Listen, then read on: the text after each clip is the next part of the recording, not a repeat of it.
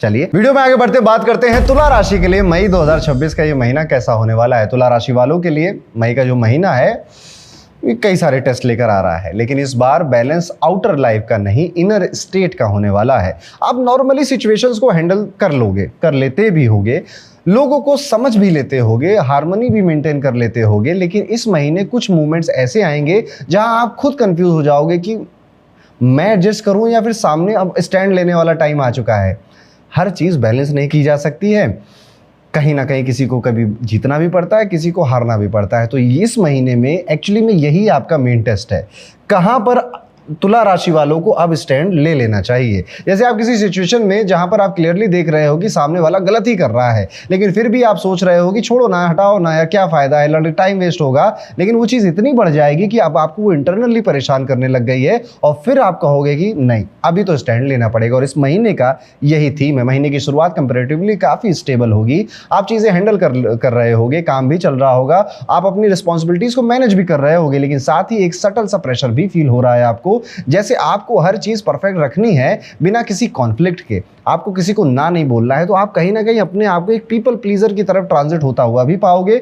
लेकिन फिर वहीं पर एक ऐसी सिचुएशन क्रिएट होगी, और ऐसी एक नहीं मल्टीपल सिचुएशन क्रिएट होगी जब आप नो कहोगे, नहीं ये काम ठीक नहीं है, मैं नहीं करूंगा, आप गलत हैं। इस तरह से आप स्टैंड लेते हुए दिखाई दोगे, जो कि नेसेसरी है, ज़रूरी है। स्पेशली अगर आप नौकरी करने जाते हैं, कॉर्पोरेट में काम करते हैं, जहां पर आपका कई सारे लोगों से सामना होता है, कई सारे लोगों की रिस्पॉन्सिबिलिटीज़ अगर वो अच्छे से निभाएंगे तो आपका काम अच्छे से चलेगा। ये सारी चीज़ें आप बैलेंस कर रहे हैं, तो वहाँ पर आपको कई बार नोटिसेबल स्टैंड लेने पड़ेंगे। आपका अप्रोच बैलेंस रहेगा वहाँ पर भी, लेकिन इस बार थोड़ा सा सही के साइड में।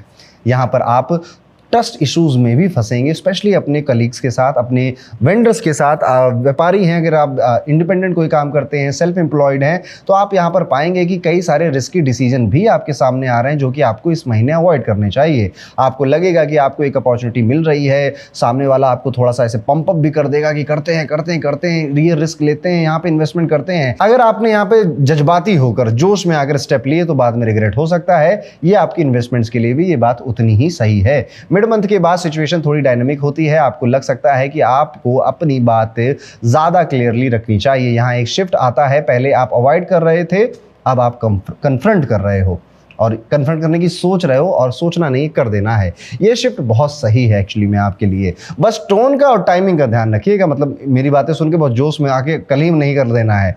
जहां पर जरूरी है और सही समय पर जहां पर जरूरी है वहां पर आपको इस तरह के एक्शन लेने हैं। अगर फाइनेंस की बातें करें तो इस महीने का फाइनेंस आपका काफी अच्छा है, बहुत अच्छा दिखाई देता है, स्ट्रांग नजर आता है, और आप अपनी मेहनत के हिसाब से कमा भी रहे हो। सेविंग्स भी पॉसिबल है इस टाइम पीरियड में, लेकिन बीच बीच में आपको थोड़े डिस्ट्रप्शन आएंगे, विच इज नॉर्मल, सबकी लाइफ में होता है। ऐसा कुछ नहीं होगा कि आपको सडन बहुत ज्यादा किसी पैसे की रिक्वायरमेंट या कोई सडन कोई बहुत बड़ा खर्चा आपके सामने आ गया। तो एक ओवरऑल फाइनेंशियली स्मूथ मंथ आपके लिए जाने वाला है। ओवरऑल पिक्चर भी पॉजिटिव नजर आती है, बस थोड़ा सा माइंडफुल रहने की जरूरत है फाइनेंसेस को लेकर। हेल्थ का केस अगर देखें तो ये महीना आपके डिसिप्लिन पर डिपेंड करेगा। अगर आपने रूटीन फॉलो किया तो सब कुछ स्मूथ लगेगा, लेकिन अगर आपने लेजीनेस, इरेगुलर हैबिट्स को अलाउ किया अपने ऊपर तो एनर्जी डिप होती हुई दिखाई देंगी। एक और चीज है कि आपका इमोशनल स्टेट डायरेक्टली आपकी फिजिकल हेल्थ को अफेक्ट कर रहा है। अगर आप इमोशनली डिस्टर्ब्ड हैं, मन में कोई एक कौतूहल चल रहा है आपके, तो आपका वो चीज़ वो एनर्जी आपके काम में नजर आएगी। इसलिए अब इसको ठीक करने के लिए आपको अपना सेकंड हाउस अच्छा करना चाहिए। सेकंड हाउस यानी डाइट,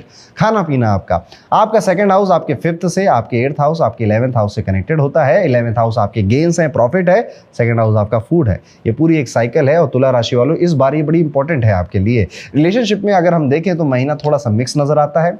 आप शांति रखना चाहते हैं, हार्मनी मेंटेन करना चाहते हैं, लेकिन हर बार कॉम्प्रोमाइज करना आपको अंदर से डिस्टर्ब कर सकता है। लव लाइफ में पहले हाफ थोड़ा सा कंफ्यूजिंग हो सकता है, आपको लगेगा कि आप एफर्ट डाल रहे हो लेकिन सामने वाला उतना रेसिप्रोकेट नहीं कर रहा है, इससे थोड़ा इम्बैलेंस फील हो सकता है। मिड मंथ के बाद क्लैरिटी आती है, आप डिसाइड कर पाते हो कि आपको क्या टॉलरेट करना है और क्या नहीं करना है। ये फेज रिलेशनशिप्स के लिए एक बड़ा स्ट्रांग काम कर जाएगा, और वो काम है कि आपको नज़र आ जाएगा कि यार अगर मैं ना सबको खुश करता रहा अपने रिलेशनशिप में, अपने पार्टनर को बस वो नाराज़ ना हो जाए, वो दुखी ना हो जाए, मैं बस यही सोचता रहा, तो एक्चुअली में मैं इस पूरे रिलेशनशिप को जेपरडाइज कर रहा हूँ, ख़राब कर रहा हूँ। मैरिड लाइफ में भी आप देखेंगे कि पेशेंस और कम्युनिकेशन आपके काफ़ी काम आने वाला है। अगर यहाँ पर आपने इम्पल्स दिखाई तो चीज़ें काफ़ी खराब हो सकती हैं। छोटी बातों को इग्नोर करना, सही टाइम पर कामली बात रखना ज़रूरी हो जाएगा। विद्यार्थियों के लिए अगर देखा जाए तो ये महीना एक डिसेंट टाइम पीरियड है, फोकस रहेगा लेकिन डिस्ट्रैक्शन भी आ सकते हैं। अगर आपने अपना रूटीन स्ट्रांग रखा तो रिजल्ट स्टेबल रहेंगे। इस महीने का कोर लेसन ये है कि बैलेंस का मतलब हर बार एडजस्ट करना नहीं होता, कभी कभी बैलेंस का मतलब होता है अपनी वैल्यू समझना और उस पर स्टैंड लेना। ये महीना आपको वही सिखा रहा है। इस महीने की रेमेडी बड़ी सिंपल है। रोज सुबह उठिए, भगवान सूर्य को जल चढ़ाइए। हो सके तो इस पूरे महीने में जितने लाइट कलर के कपड़े हैं वो पहनिए, जैसे सफ़ेद हो गया, हल्का सा येलो है, क्रीम कलर के कपड़े हो गए हैं। ज़्यादा डार्क शेड के कलर के कपड़े पहनना आपको अवॉइड करना चाहिए। साथ ही साथ छोटी जो कन्याएं हैं उनके सम्मान के लिए आपको कुछ ज़रूर करना चाहिए। आपको जहाँ पर भी दिखे कि आप छोटी कन्याओं के लिए उनकी एजुकेशन से रिलेटेड, उनके खाने पीने से, उनके हाइजीन से रिलेटेड कुछ डोनेट कर सकते हो तो आपको करना चाहिए। यह आपके शुक्र एनर्जी को बैलेंस करेगा और डिसीजन मेकिंग क्लियर करेगा। तो ये था दोस्तों, कैसा जाएगा तुला राशि के सभी जातकों का आने वाला मई 2026 का ये पूरा महीना।